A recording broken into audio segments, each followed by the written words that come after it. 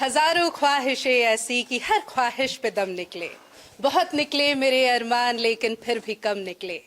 निकलना खुद से आदम का सुनते आए थे गालिब, बड़े बेआबरू होकर तेरे कूचे से हम निकले। अगर आप सोच रहे हैं कि यहाँ पर हम कुछ गजलें, शायरी, शेरो शायरी ये सब सुनाने वाले हैं तो आप गलत हैं। चौथा खंबा वही है जिसे आप देख रहे हैं, पसंद कर रहे हैं, लाइक कर रहे हैं, शेयर कर रहे हैं और सब्सक्राइब कर रहे हैं। जी हाँ, हम खबर ही यहाँ पर आज भी लेकर आ रहे हैं। लेकिन इस गजल के साथ इस कार्यक्रम को शुरू करने का मकसद सिर्फ इतना कि बड़े बेआबरू होकर तेरे कूचे से हम निकले। तो ये जो इलेक्शंस चल रहे हैं, जो विधानसभा चुनाव 5 राज्यों में हो रहे हैं, तो कौन बड़े बेआबरू होकर निकलेगा और कौन यहाँ पर सत्ता पे होगा काबिज, इस पर आज हम करेंगे बातचीत। लेकिन ये जो कार्यक्रम है, आज का ये वाला जो सेशन है, ये थोड़ा अलग होगा। अलग इस हिसाब से कि यहाँ पर हम ज्यादा डेटा पर बात नहीं करेंगे। एग्जिट पोल जब से आए हैं तब से हम डेटा लिए बैठे हैं। हर कोई टेलीविजन पर, यूट्यूब चैनल्स पर, अपने मोबाइल पर सिर्फ डेटा खंगाल रहा है। नंबर्स जिसे हम देख रहे हैं, पढ़ रहे हैं, जो अब टॉकिंग पॉइंट्स बने हुए हैं, हर गली चौराहों पे बैठकर, चाय की दुकानों में बैठकर हम इन डेटा पर बातचीत कर रहे हैं। लेकिन आज की, अभी की ये बातचीत इस डेटा से इतर होगी। इतर इसलिए होगी क्योंकि आज हम बात करेंगे कि सत्ता में कौन आएगा, कैसे आएगा और अगर आएगा तो क्या कुछ कमाल कर पाएगा। तो इन सभी मुद्दों पर आज हम बात करेंगे। चौथा खंबा को आप इसी तरह से देखते रहिए और पसंद करते रहिए। और आज की इस बातचीत में जो हमारे साथ जुड़े हैं विशेषज्ञ के तौर पर, ये भी दरअसल चौथा खंबा के पिलर्स ही हैं। हमारे साथ सौम्या, राशिद, मनीष, अविनाश और विजय जी जैसे बड़े बड़े और एक्सपीरियंस जर्नलिस्ट हैं और इन्हीं से हम बातचीत शुरू करेंगे। तो आइए बातचीत को अब आगे बढ़ाते हैं, सिलसिले को शुरू करते हैं। और सबसे पहले, क्योंकि कहीं ना कहीं हवाला तो एग्जिट पोल का ही लेना पड़ेगा ना, तो हम भी यही लेंगे। हम कोई कागज लिए हुए नहीं है, मोबाइल लिए हुए नहीं है और उस पर जो चीजें फॉरवर्ड की जा रही हैं व्हाट्सएप यूनिवर्सिटी पर, उस पर भी हम बात नहीं करेंगे। तो जैसा शुरुआत में मैंने कहा कि हम सिर्फ बात करेंगे कि गणित क्या है। डेटा तो आप देख रहे हैं, लेकिन इसके पीछे का गणित क्या है और वो कौन सा गणित है जो आने वाले समय में, यानी कल जब परिणाम आएंगे तो सरकार बनने में मदद करेंगे। तो उस फैक्टर्स पर हम बात करेंगे। खास तौर पर भले ही हम 5 राज्यों में विधानसभा चुनाव हुए हैं, लेकिन 3 दिसंबर को जो काउंटिंग होनी है वो 4 राज्यों में होगी। मध्य प्रदेश, छत्तीसगढ़, राजस्थान, तेलंगाना, मिजोरम में 4 दिसंबर को होगी। तो इन 4 राज्यों के जिनके 3 दिसंबर को रिजल्ट्स आने हैं या काउंटिंग शुरू होनी है, उस पर हम बात करेंगे। और साथ ही साथ जो फोकस हमारा होगा वो कहीं ना कहीं जो हिंदी बेल्ट है, मध्य प्रदेश, राजस्थान, छत्तीसगढ़, इस पर रहेगा। 6:30 तकरीबन हो रहे हैं। कल सुबह 8 बजे से काउंटिंग शुरू हो जाएगी। तो 13 घंटे हमारे पास हैं। तो इन 13 घंटों में हमारे एक साथी हैं जो बार बार न्यूज़ रूम में एक बहुत सुंदर सा गीत है सबको सुना रहे थे कि बस यही रात अंतिम, यही रात भारी। तो ये वो गीत है जो अक्सर टीवी चैनल्स पर इस दिन सुना जाता है, क्योंकि ये रात कहीं ना कहीं भारी भी होती है और अंतिम इस लिहाज से क्योंकि कल तो रिजल्ट सबके सामने होंगे। लेकिन दरअसल सिर्फ यही रात अंतिम नहीं होती और सिर्फ यही रात भारी नहीं होती। रात अंतिम और भारी खास तौर पर इसके बाद शुरू होती है, क्योंकि जो सारा गणित है वो आज के बाद, कल के बाद जब रुझान आने लगेंगे, उसके बाद परिणाम आने लगेंगे, उसके बाद तय होगा। तो आइए बातचीत शुरू करते हैं। सबसे पहले राशिद, मैं आपका रुख करना चाहूंगी। मध्य प्रदेश से हम शुरू करते हैं। इन 4 राज्यों की जब हम बात करते हैं तो सबसे ज्यादा विधानसभा सीटों की अगर हम बात करें, मध्य प्रदेश में है 230 सीटें और सबकी निगाहें इस वक्त मध्य प्रदेश में है, क्योंकि बहुत सारे फैक्टर्स हैं जो काम कर रहे हैं। अगर एग्जिट पोल का सिर्फ हवाला हम लेते हुए अगर एक बार मान भी ले कि एग्जिट पोल सही होंगे, तो बीजेपी की सरकार बनती हुई नजर आ रही है एग्जिट पोल के हिसाब से। अगर बनती है तो कौन से फैक्टर्स हैं जो इस बार बीजेपी को वापसी कराएंगे? देखिए संयुक्ता जी, मुझे लगता है कि सबसे बड़ा जो फैक्टर है वो महिला वोटर्स का है। जो एग्जिट पोल आए हैं उसमें बहुत बम्पर सीटें या प्रचंड बहुमत अगर कहा जाए कि भाजपा को प्रचंड बहुमत मिल रहा है और 150 से ज्यादा सीटें जीतते हुए बताए हैं अलग अलग एग्जिट पोल्स में। तो इसमें एक बड़ा फैक्टर है महिला वोटर्स का। आज तक का जो एग्जिट पोल है उसमें 50% से ज्यादा महिला वोटर्स का साथ बीजेपी को मिलता हुआ दिखाया गया है। इसकी सबसे बड़ी वजह अगर है तो वो है लाडली बहना योजना।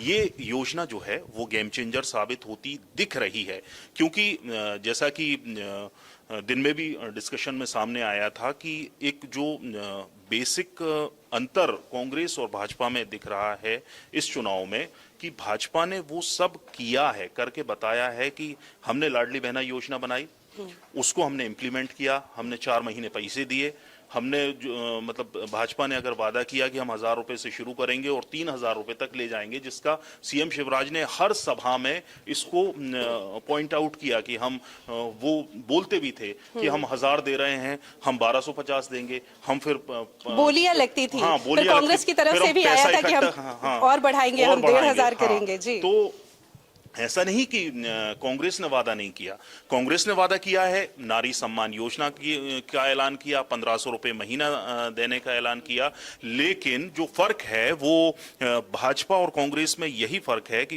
भाजपा ने 5 महीने मार्च में सीएम शिवराज ने अपने जन्मदिन पे उस योजना को लॉन्च किया, 25 मार्च से उसके रजिस्ट्रेशन शुरू हो गए और जून से पैसा आना शुरू भी हो गया। बिल्कुल। तो जो करके दे रहा है, आपका मानना है कि जनता खासकर महिलाएं उस पर ज्यादा भरोसा करेंगी। लेकिन इसमें एक पॉइंट ये भी है कि दिग्विजय सिंह, जब ये एग्जिट पोल आए और लोगों को लगा कि शायद लाडली बहना योजना, जैसा कि आपने कहा, एक बड़ा गेम चेंजर साबित हुई, तब दिग्विजय सिंह ने एक बात कही कि ये दरअसल सिर्फ जितनी महिलाएं इस बार वोट करने गई, मतलब ये जो पूरे बहस का मुद्दा है वो यही है कि इस बार महिला वोटर्स ज्यादा टर्न अप हुई, तो जो लाडली बहना का फायदा जिन्हें मिल रहा है, एक तरह से हम कह सकते हैं कि वो ज्यादा आई वोट करने के लिए। लेकिन दिग्विजय सिंह जो मध्य प्रदेश के पूर्व मंत्री हैं, पूर्व मुख्यमंत्री हैं, और साथ ही साथ उन्होंने कहते हैं कि अभी भी मध्य प्रदेश में कांग्रेस जिस तरह से काम कर रही है ग्राउंड लेवल पे, उसका बहुत सारा श्रेय उन्हें भी दिया जाता है। तो काफी राजनीति की वो समझ रखते हैं, इसमें कोई दो राय नहीं है। उनका कहना है कि 40% ही महिलाएं हैं उनमें से जिन्हें ये फायदा मिल पा रहा है।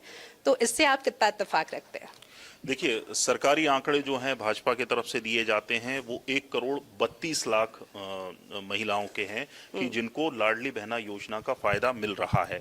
इसको अगर हम थोड़ा सा नंबर कम भी कर लें, अगर हम, ऐसा नहीं है कि 40% ही मिल रहा हो, इससे ज्यादा मिल रहा है ग्राउंड की अगर हम बात करें, लेकिन लाडली बहना योजना पर ही बात खत्म नहीं होती। लाडली लक्ष्मी योजना भी है, इसके अलावा जो स्कूटी योजना है, जो ग्रेजुएशन के बाद देने की योजना, लैपटॉप देने की योजना, कन्या विवाह योजना है। तो महिला सशक्तिकरण के लिए जो योजनाएं हैं वो ग्राउंड पर वर्क करती हुई दिखती हैं। और ऐसा ही अगर जो स्व सहायता समूह है जिसमें सीएम शिवराज कमिट करते हैं कि हम 10,000 रुपए महीना जो है वो महिलाओं की जो महीने की आमदनी है वो 10,000 रुपए तक लेके जाएंगे, बहनों को लखपति बनाएंगे। तो जहां ये बहन शब्द आता है, जहां बेटी शब्द आता है, जहां भांजी शब्द आता है, जहां मामा शब्द आता है, तो रिश्ता जो है खुद ब खुद जुड़ जाता है। और यही रिश्ता जो है, यूएसपी भी रही है हमेशा से शिवराज सिंह चौहान की, और यही वजह है कि 2005 में जब वो मुख्यमंत्री बने उसके बाद से लगातार बनते आए। बस बीच में 1.5 साल का हम कहें तो एक गैप उनका जरूर रहा जब कमलनाथ की कांग्रेस की सरकार रही, लेकिन वापस वो सत्ता पर काबिज हुए। हर बार ये कहा जाता है कि इस बार वो बदलेंगे, इस बार आला कमान बिल्कुल उन्होंने तय कर लिया है, इस बार वो बदलेंगे। इस बार भी हमने देखा जब टिकट्स बांटे गए तो शिवराज के नाम का जो टिकट था, वो जो लिस्ट थी, वो मेरे ख्याल से तीसरी लिस्ट में उनका नाम आया था। और उससे पहले जितने यूनियन मिनिस्टर्स, सांसदों को बीजेपी उतार सकती थी असेंबली इलेक्शंस के लिए, वो उतार चुकी थी। तो कहीं ना कहीं ये लगने लगा था कि शायद इस बार आला कमान शिवराज को पीछे कर रहा है। हमने देखा भी कि इस बार का जो विधानसभा चुनाव मध्य प्रदेश का था उसमें मामा चेहरा नहीं थे, लेकिन अब जिस तरह से एग्जिट पोल आ रहे हैं, अविनाश जी आपके पास में आना चाहूंगी, क्या मामा का मैजिक पर्दे के पीछे से भी चलता हुआ नजर आ रहा है? जी बिल्कुल संयुक्ता जी, आपने बहुत ही अच्छी बात कही। और जैसा राशिद बता रहे थे कि जब मामा की बात आती है, बेटी की बात आती है, भांजी की बात आती है, तो एक नाता सा जुड़ जाता है। तो वो नाता एक दिन में नहीं जुड़ता। ये प्रयास जो हैं, जिस दिन से मुख्यमंत्री बने हैं मुख्यमंत्री शिवराज सिंह चौहान, उनके बाबूलाल गौर जी के बाद जब उन्हें सत्ता की कमान सौंपी गई, तब से ही उनका फोकस जो है पूरी तरह से बेटियों पर और बच्चियों पर रहा। और यही वजह रही कि उन्होंने सबसे पहले जो उनका जो कहना चाहिए कि जब मुख्यमंत्री बने तो पहला कदम ये था, लाडली लक्ष्मी योजना वो लेके आए। उसी चीज को उन्होंने आगे बढ़ाया। बीच के सालों को छोड़ दिया जाए, 2008-13 की बात हम छोड़ दें या 18 की भी बात छोड़ दें, जहां किसान जो है सबसे अहम मुद्दा रहा।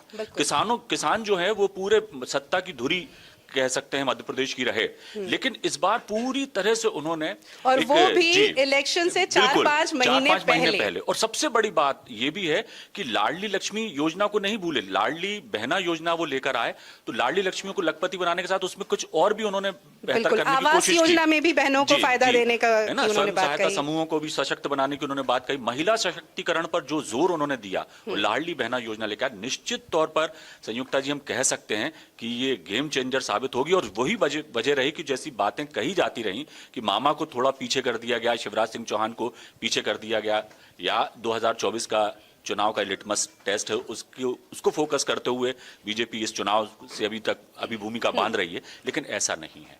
मामा को कोई नहीं भूला, भले ही पोस्टर बैनर में नहीं दिखे मामा, लेकिन जहन में मामा थे। इसीलिए मुझे याद है दशहरे के अवसर पर प्रधानमंत्री नरेंद्र मोदी ने एक चिट्ठी लिखी और उस चिट्ठी में भी उन्होंने शिवराज सिंह चौहान का जिक्र किया। तो जब जिक्र किया तब कहीं ना कहीं लगा कि जिसको शायद आलाकमान भी भूल रही थी, या लग रहा था कि इनके बिना हम बड़े चेहरे लाकर काम चला देंगे, लेकिन उन्हें भी लगा कि नहीं चल पाएगा। लेकिन चूंकि हम लाडली बहना योजना की बात कर रहे हैं और बात कर रहे हैं लगातार कि किस तरह से ये गेम चेंजर साबित हो सकता है, तो इसमें मुझे याद है कि एक बार प्रधानमंत्री नरेंद्र मोदी कुछ महीने पहले जब भोपाल आए और एक सभा ली, तो उन सभा में उन्होंने ये कहा कि हम मुफ्त में रेवड़ियां नहीं बांटते। और ये प्रधानमंत्री का एक हमेशा से एक रहा भी है, या बीजेपी का एक स्टैंड रहा भी है।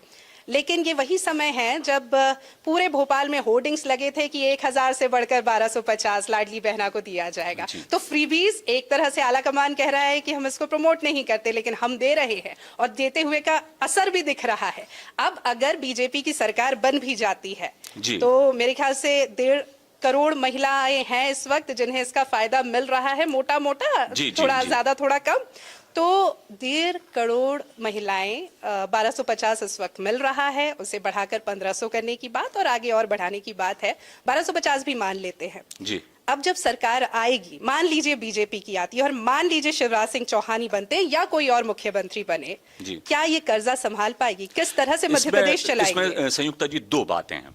एक तो ये जो मुफ्त में रेवड़ी बांटने वाली बात, और जैसा आपने जिक्र किया कि प्रधानमंत्री खुद कहते हैं कि मुफ्त में रेवड़ी नहीं बांटेंगे, लेकिन अब मुफ्त में रेवड़ियां बांटने के लिए सारे सियासी दल, सिर्फ मध्य प्रदेश की बात नहीं कर रहे जहां 2 दलीय व्यवस्था है, कांग्रेस और बीजेपी आमने सामने, सिर्फ यहां की बात नहीं है, पूरे सियासी परिदृश्य पूरे देश का जो है उसमें ये मुफ्त रेवड़ी बांटना अब अभिशप्त हो गए हैं सारे सियासी दल कि हमें बांटना ही पड़ेगी। और ये शुरुआत की थी दिल्ली में केजरीवाल ने। अब चीजें ऐसी बदल गई हैं कि यदि हम नहीं देंगे तो जनता हमारे पास आएगी नहीं, क्योंकि यदि और हम कहते हैं कि हम रेवड़ी नहीं बांटेंगे और उनका अपोनेंट या कोई विरोधी कहता है कि बीजेपी में अपने आप में कोई कॉन्फ्लिक्ट नहीं दिख रहा। दिल्ली में हम कह रहे हैं केजरीवाल के लिए भी जिस तरह से आपने पॉइंट आउट किया कि वो फ्रीवीज देते हैं, मुफ्त में रेवड़ियां दे रहे हैं, इनकी इसलिए उनकी चल रही है, और बीजेपी इस पर लगातार ट्रेन तो शुरू किया ना, शुरू किया।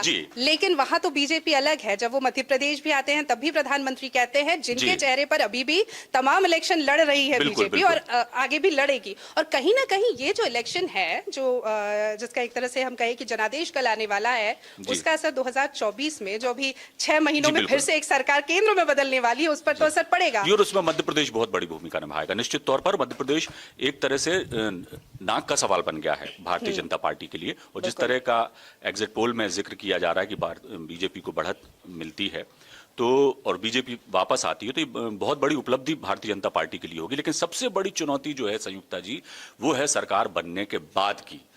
3 लाख करोड़ से ज्यादा का कर्ज इस वक्त मध्य प्रदेश पर है, प्रदेश की जनता पर है। भारतीय जनता पार्टी आए या कांग्रेस आए, उनके लिए अपनी घोषणाएं, अपने वादे पूरे करना, ये समझ लीजिए कि बहुत ही चुनौती भरा काम होगा। इसमें कहीं ना कहीं विकास अवरुद्ध होगा, या किसी मद में यदि वो पैसा देते हैं और ये सारी चीजें बांटना शुरू करते हो, कि कांग्रेस भी आती है, उसने भी 1500 रुपए महीना देने का वादा किया है, रसोई गैस 400 रुपए में देंगे, तो ये पैसा आएगा कहां से? और ऑलरेडी जो है 3.5 लाख करोड़ के करीब का कर्जा जो है मध्य प्रदेश पे, 3.5 लाख करोड़ के कर्ज पर हम उसके बाद इस वक्त दबे हुए हैं, कर्ज चुकाने के लिए तो कर्ज और भी। और दूसरी बात कि इतनी योजनाएं दे दी, अब इनको बंद नहीं कर सकते। अब वो जो है कहीं ना कहीं चुनौती भरा अच्छा, रहने ये वाला है। बड़ी जी। बड़ी दिलचस्प बात है कि पहले जब इलेक्शन लड़े जाते थे तब जो मुद्दे होते थे वो सड़क, पानी, नौकरी, बेरोजगारी, इंडस्ट्रीज नहीं है, ये तमाम मुद्दे होते थे। अब मुद्दा कोई नहीं है, अब हम चेहरे पर लड़ रहे हैं, अब हम योजनाएं जो फ्रीबीज मिल रही हैं उस पर लड़ रहे हैं। कांग्रेस पर भी इस पे हम थोड़ी बहुत बात करना चाहेंगे और मनीष आपकी तरफ में आना चाहूंगी। कांग्रेस को लेकर मुद्दे ऐसा नहीं है कांग्रेस के पास नहीं थे, जी बिल्कुल, कांग्रेस में बहुत बेरोजगारी सारे बहुत मुद्दे बड़ा थे। मुद्दा है, बेरोजगारी किसान थी। बहुत परेशान जी। है, खाद, बिजली, इन सब तमाम चीजों को लेकर। लेकिन मुद्दों को अगर इस एग्जिट पोल को हम सही माने तो उस हवाले से शायद ठीक से भुना नहीं पाई कांग्रेस, या कांग्रेस को लग रहा था कि एंटी इनकम्बेंसी है, हमें तो फायदा मिलेगा ही मिलेगा। इस आत्मविश्वास में ओवर कॉन्फिडेंस हो गई थी कांग्रेस इस मामले में, मैं बोलूंगा, क्योंकि जितने मुद्दे थे, बेरोजगारी है, युवाओं का साथ उनको मिलने वाला था बहुत अच्छा। क्योंकि मैंने इंदौर में एक संगठन है नेयू करके, वो आंदोलन चला रहे थे, तो मैंने उसको कवर किया था। तो उस दौरान मैंने महसूस किया कि कांग्रेस के नेताओं से वो जितना रिस्पांस चाहते थे उतना रिस्पांस उनको मिला नहीं। और मुझे लगता है कि यहाँ कहीं ना कहीं कांग्रेस जो मध्य प्रदेश का जो आला कमान है उसने लैग किया है इस चीज को, क्योंकि इनका इसका सबसे बड़ा फायदा मिल सकता था उनको इन चुनावों में, लेकिन वो उसका फायदा नहीं उठा पाए। दूसरा मुद्दा है किसानों से जुड़ा हुआ। किसानों ने को इतनी समस्याएं हुई, कई किसान नेता कांग्रेसी नेताओं से मिलते थे, उनको अपनी समस्याएं बताते थे, लेकिन उसका कोई भी उनको उस तरह का रिस्पॉन्स नहीं मिल पाता था कभी भी। तो ये सब सनसनीखेज भी कुछ मामले होते हैं जिनका फायदा खास तौर पर इलेक्शन से पहले उठा लिया जाता है। जैसे दिमनी में हमें पता है कि एक मुद्दा है, और दिमनी से जुड़ा हुआ नहीं लेकिन एक यूनियन मिनिस्टर से जुड़ा हुआ मुद्दा, नरेंद्र सिंह तोमर से जुड़ा हुआ मुद्दा, और ये वही नरेंद्र सिंह तोमर है जो बहुत अच्छे यूनियन मिनिस्टर रहे, बहुत काबिल मिनिस्टर रहे और है। और साथ ही साथ एक तरह से मध्य प्रदेश में जो चुनाव लड़े गए तो कहा गया ये एक बड़ा चेहरा है सीएम का, मतलब ये माना जा रहा था और कि उनके वो एक अगले बेटे सीएम का होंगे। एक वीडियो वायरल होता है। ये कितना बड़ा मुद्दा है, लेकिन इस मुद्दे को कांग्रेस शायद उस तरह से नहीं भुना पाई। मतलब ये मुझे लगता है कि कांग्रेस अति आत्मविश्वास में है कि एंटी इनकम्बेंसी है तो हम बहुत आराम से जीत सकते हैं। तो मुझे लगता है कि वो बहुत आराम से इस चुनाव को कांग्रेस लड़ रही है। किसी एक सेफोलॉजिस्ट ने कुछ दिनों पहले कहा था कि एंटी इनकम्बेंसी नहीं है मध्य प्रदेश में, क्योंकि अगर ये बीच के 1.5 साल जब कांग्रेस रूल कर गई, अगर वो नहीं होता, अगर बीजेपी ही रूल कर रही होती तो एंटी इनकम्बेंसी होती। चूंकि 1.5 साल का वक्त जनता ने भी देख लिया है, सबने देख लिया है कि किस तरह से कमलनाथ ने प्रदेश को चलाने की कोशिश की।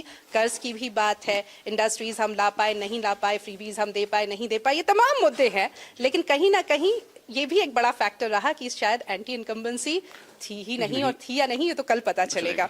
चूंकि हमने कहा था शुरुआत में भी कि हम फोकस कर रहे हैं अभी के इस डिस्कशन में जो हिंदी बेल्ट है उन स्टेट्स पर, मध्य प्रदेश पर हमने थोड़ी बहुत बात की है, थोड़ी बहुत बात और भी करेंगे, और ये बातचीत का सिलसिला लगातार जारी रहेगा। आप भी लगातार चौथा खंबा के साथ बने रहिएगा। लेकिन राजस्थान पर भी बात करनी जरूरी है। 200 विधानसभा सीट है, 199 पर इस बार इलेक्शन हुए। एक पे जो सिटिंग एमएलए थे और जो कंटेस्टेंट भी थे, प्रत्याशी भी थे, उनका निधन हो गया, तो वहां पर उपचुनाव बाद में होंगे। लेकिन 199 पर जो वोटिंग हुई, एग्जिट पोल सब जगह नेक टू नेक दिखा रहा है और कहीं ना कहीं कांग्रेस को ही वापस दिखा रहा है सत्ता पर काबिज होता हुआ। हमारी साथी सौम्या हमारे साथ है और राजस्थान पर इन्होंने बहुत काम किया है। तो सौम्या, आपसे मैं जानना चाहूंगी, राजस्थान में मेरे ख्याल से 93 से एक रिवाज चला आ रहा है कि वहां पे हर 5 साल में सत्ता परिवर्तन होता है, तो इस बार क्या लगता है, ये इतिहास बदलेगा या ये कायम रहेगा रिवाज? देखिए, राजस्थान का अगर हम चुनावी इतिहास देखें तो ये सिलसिला चला आ रहा है कुछ सालों से कि वहां पे जो सत्तारूढ़ सरकार है अभी, उसका सत्ता परिवर्तन अगले साल हुआ है, अगले चुनाव में हुआ है। इस बार अगर हम एग्जिट पोल की माने तो कुछ का ये मानना है कि एक बार फिर से वहां पे भाजपा की सरकार बनेगी, कांग्रेस की सरकार बनेगी, या फिर सत्ता परिवर्तन हुआ तो भाजपा आती है। लेकिन इसमें जो सबसे ध्यान देने वाली बात है वो ये है कि कांग्रेस और भाजपा ये दोनों इस समय सबसे ज्यादा किसी को अगर साधने में लगे हैं तो वो है निर्दल। जो निर्दलीय इस समय उम्मीदवार हैं, ये उनको साधने की कोशिश कर रहे हैं ताकि अगर कांग्रेस की सरकार बने तो भाजपा उनको अपने में शामिल कर सके। बिल्कुल, और ये होता ही है। दरअसल जब भी नेक टू नेक वाला मामला होता है तो सबसे हम कहें जो कंफर्ट जोन में होते हैं वो अन्य जो एक आप कॉलम देखते हैं ना जिसमें निर्दलीय है या कई दूसरी छोटी पार्टियां होती हैं, जैसे मध्य प्रदेश में बसपा है, सपा है, या राजस्थान में निर्दलीय है, ये बड़ा गेम चेंजर साबित होते हैं और इनके पीछे जो पार्टीज हैं वो पड़ जाती है, क्योंकि ये वो गणित जो है जो बिगड़ा हुआ है उसको सुधारने का काम करते हैं। तो आपका कहना है कि राजस्थान में निर्दलीय या अन्य जो हैं वो एक डिसाइसिव फैक्टर हो सकते हैं। इसके अलावा हमने देखा एग्जिट पोल जब आया तो अशोक गहलोत राज्यपाल से मिले, इसके क्या मायने हैं? मतलब एग्जिट पोल वाले दिन एक मुख्यमंत्री जो है वो जाके राज्यपाल से मिल रहा है, क्या किसी अलग चश्मे से भी इसे देखा जाना चाहिए? देखिए, अगर ऐसे देखा जाए तो बीजेपी और कांग्रेस दोनों के ही, बीजेपी की तरफ से देखा जाए तो वसुंधरा राजे भी मिली थी जाके राज्यपाल से, तो कहीं ना कहीं ये अनुमान लगाया जा रहा है कि अगर सत्ता परिवर्तन हुआ तो उनके सामने चेहरा कौन होगा। कांग्रेस या बीजेपी दोनों अगर चुनाव के बाद रिजल्ट में जैसा भी होगा तो राज्यपाल से उनकी मुलाकात का एक सिलसिला सिर्फ यही था कि राज्यपाल कल को कोई दिक्कत हो तो वो वहां पे उस चीज को, मैटर को सॉल्व कर सके।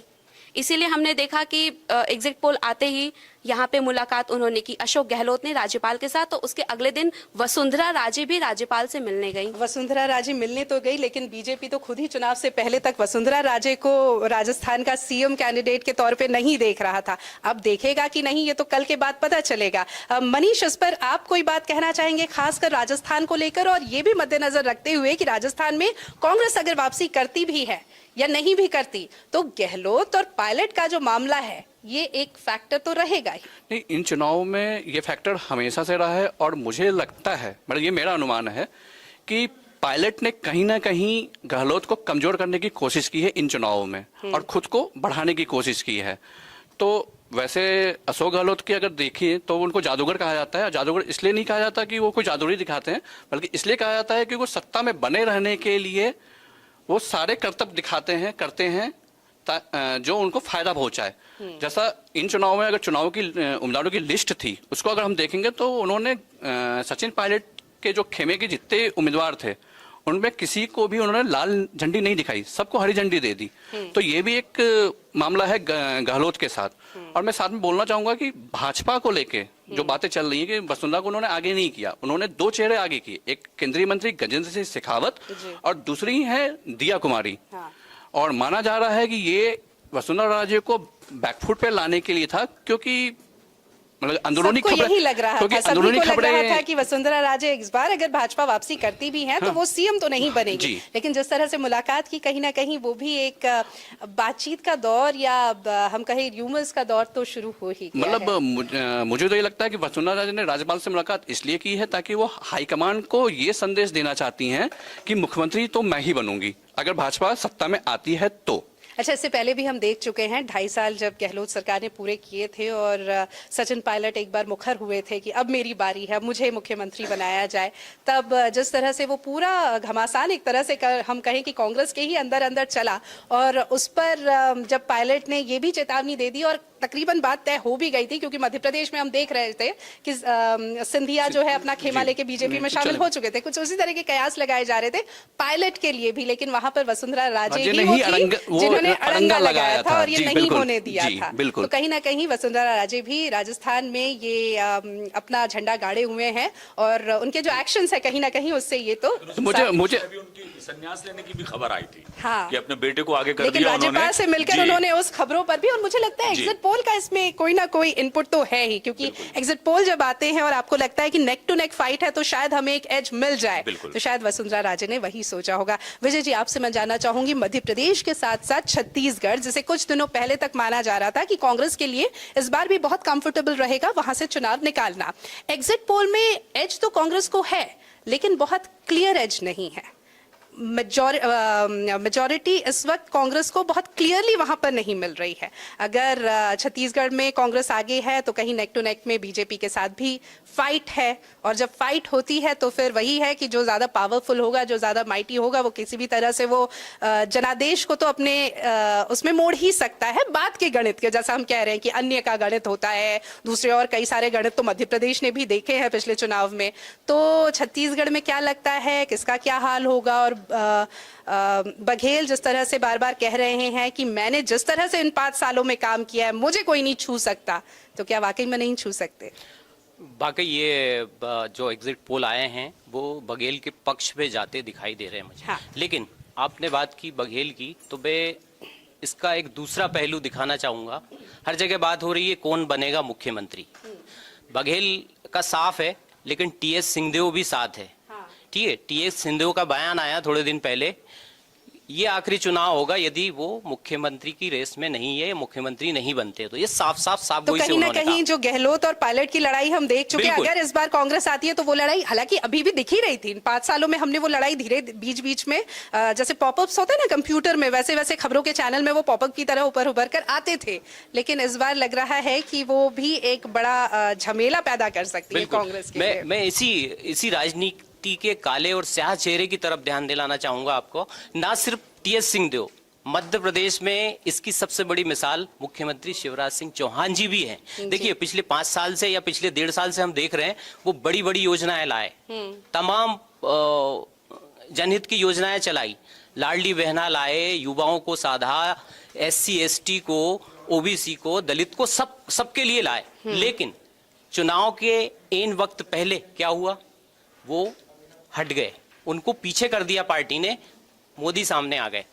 तो यहाँ स्थिति ये हो गई कि बीजेपी यदि मध्य प्रदेश में जीतती है तो चुनाव कौन हारेगा? शिवराज जी हारेंगे। मुख्यमंत्री कौन बनेगा ये पार्टी तय करेगी। यदि मुख्यमंत्री नहीं बने तो शिवराज जी तो हार गए चुनाव, मैं तो ये मानता हूँ। हाँ, मतलब भले ही वो सीट से जीते हों, सीट लेकिन से जीते, बात मुख्यमंत्री की है। हाँ। शिवराज जी के लिए मुख्यमंत्री बनना, फिर सिर्फ तो वो हो मुख्यमंत्री का जाएगा पद ही कि हार स्वीकार कर करेंगे। जीतने वाले को भी बाजीगर कहते जी, हैं जी, वाली जी। जो बात है वो उलट हो जाएगी। बिल्कुल बिल्कुल। और यदि देखिए खुदा, अभी जो एग्जिट पोल आए वो उसमें बीजेपी को आगे बताया जा रहा है और बम्पर भी बता रहे हैं, लाडली बहना योजना और भी तमाम। लेकिन खुदा ना खास्ता बीजेपी मध्य प्रदेश में हार गई तो क्या होगा शिवराज जी का? शिवराज जी के खिलाफ क्या एंटी इनकम्बेंसी का उन पर आरोप लगेगा?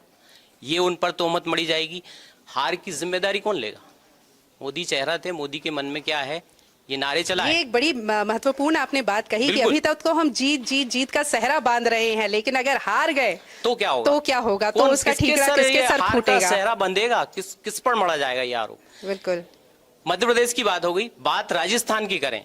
आप वसुंधरा जी की बात कर रहे थे, सचिन की बात कर रहे थे, वहां भी यही स्थिति है। यदि बीजेपी वहां चुनाव जीती तो वसुंधरा राजे का क्या होगा? क्या वो उनको मुख्यमंत्री बनाया जाएगा? ये संकेत पार्टी ने दे दिया, वो मुख्यमंत्री नहीं बन रही है।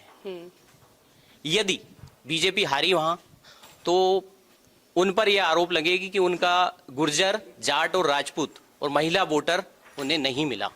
ये आरोप लग सकते हैं उन पर। और यही स्थिति सचिन पायलट की है। कांग्रेस यदि जीतती है तो क्या होगा? क्या मुख्यमंत्री बनेंगे वो?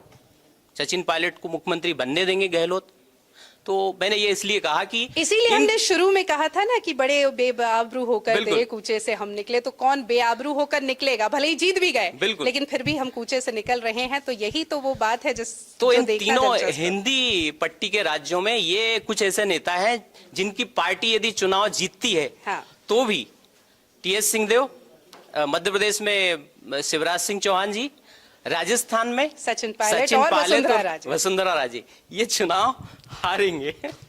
वाह, ये बड़ी दिलचस्प। बिल्कुल मुख्यमंत्री नहीं बने तो बिल्कुल। तो एक दिलचस्प एंगल ये भी है। अच्छा, चूंकि आपने मोदी का जिक्र किया, और कोई भी इलेक्शन या उसका कैंपेन बिना मोदी के तो आजकल देश में हो ही नहीं सकता, सक्सेसफुली नहीं हो पाएगा। और ऐसे में ये समझना भी बहुत जरूरी है, जो शुरुआत में भी मैंने कहा था कि अगले 6 महीने में एक और सरकार बनने वाली है और वो है केंद्र की सरकार। आम चुनाव कुछ ही महीनों में होने हैं, तो ऐसे में अविनाश जी ने कहा कि मध्य प्रदेश उस पर एक बहुत बड़ा गेम चेंजर साबित होगा। मुझे लगता है हिंदी पट्टी के ये जो 3 राज्य है, ये 3 राज्य बहुत बड़ा गेम चेंजर साबित होंगे। कल जो रिजल्ट आएगा या कल जो जनादेश आएगा, उसका असर मोदी पर या आम चुनाव पर कितना पड़ेगा? राशिद, इस पर आपको क्या लगता है? क्या हिंदी बेल्ट के ये नतीजे जो कल आने वाले हैं वो मोदी का गेम बिगाड़ या बना सकते हैं? मुझे नहीं लगता, क्योंकि बिगाड़ नहीं सकते या बना नहीं सकते? बिगाड़ नहीं सकते। अच्छा। हमारे पास एग्जाम्पल है 2018 का। मध्य प्रदेश में कांग्रेस की सरकार बनी, छत्तीसगढ़ में कांग्रेस की सरकार बनी, और बुरी राजस्थान तरीके में से भी लोकसभा कांग्रेस की में सरकार हम बनी। यहाँ पर उम्मीद कांग्रेस की हारे। जा रही थी और कॉन्फिडेंस नहीं, ओवर कॉन्फिडेंस में थी कांग्रेस। राहुल गांधी खुद ओवर कॉन्फिडेंस में थे। उनको लगता था कि 2019 में जो लोकसभा चुनाव है वो जो हिंदी बेल्ट के जो 3 राज्य हैं वहां से कांग्रेस को बढ़त मिलेगी, मौजूदा सरकार का फायदा मिलेगा, लेकिन नहीं मिला, क्योंकि तासीर अलग है। केंद्र सरकार की मोदी का जो चेहरा है वो इतना बड़ा हो चुका है, इतना बढ़ चुका है कि उनके मुकाबले आप यहाँ चुनाव कोई भी जीते, कांग्रेस की सरकार भी बन जाए मध्य प्रदेश में, छत्तीसगढ़ में फिर से आ जाए, राजस्थान में भी बैक कर जाए, लेकिन इसका असर लोकसभा चुनाव पे नहीं पड़ता, क्योंकि मोदी का चेहरा अगेन बहुत बड़ा है। और 2019 में जो हुआ कि मध्य प्रदेश में जो है 1 सीट निकालना बड़ा मुश्किल हो गया कांग्रेस को। एक समय नकुल जो नाथ हैं वो भी पीछे चल रहे थे, और उसके बाद कैसे भी करके ज्योतिरादित्य सिंधिया जो कि गढ़ था, कांग्रेस में थे उस वक्त, गढ़ था, लेकिन वो अपनी सीट नहीं बचा सके। इसी तरह के हाल जो छत्तीसगढ़ में हुए, इसी तरह के हाल राजस्थान में भी हुए। तो बहुत फर्क नहीं पड़ता इस बात से कि दरअसल वो लहर ही अलग होती है, मुद्दे ही अलग होते हैं, और यहाँ तो मुद्दा नहीं है। आम इलेक्शन में हम देख रहे हैं पिछले 2 बार से, और ये तीसरी बार भी देखेंगे कि मुद्दा नहीं, एक चेहरा है, और उस चेहरे के खिलाफ पूरा विपक्ष खड़ा है, लेकिन फिर भी वो कहीं ना कहीं कमजोर नजर आता है। अविनाश जी, एक बात जो मैंने राजस्थान के संदर्भ में सौम्या से भी की थी, इन तीनों हिंदी बेल्ट और इलेक्शन के संदर्भ में आपसे करना चाहती हूँ। अन्य निर्दलीय, ये किस तरह से इस बार भी सबसे कंफर्टेबल पोजीशन में होंगे? जो जीतेंगे, चाहे मध्य प्रदेश में बसपा से हो, अगर कोई और पार्टी निकाल पाए, निर्दलीय हो, कितने बड़े गेम चेंजर साबित होंगे? नहीं, निश्चित तौर पर जिस तरह अभी जो एग्जिट पोल आए हैं उसमें बीजेपी को बढ़त दिखाई गई है। यदि बीजेपी आती है या कांग्रेस, यदि इन्हें पूर्ण बहुमत मिलता है तब तो कोई बात ही नहीं है, लेकिन यदि 2018 के चुनाव की तरह परिणाम जो आए थे उस तरह का कुछ परिदृश्य बनता है,